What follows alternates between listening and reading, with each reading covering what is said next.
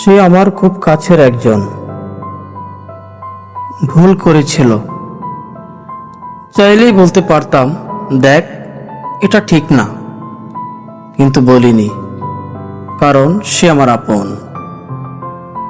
ভাবলাম ছাড় দেই, আপন মানুষ তো। কিন্তু আসল ক্ষতিটা তখনই হলো।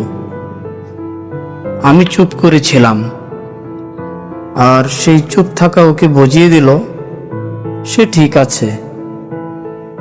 এভাবেই একটা ছোট ভুল একদিন অভ্যাস হয়ে গেল। আজ ও কষ্টে আছে, আর আমি ভাবছি তখন যদি একটু বলে দিতাম।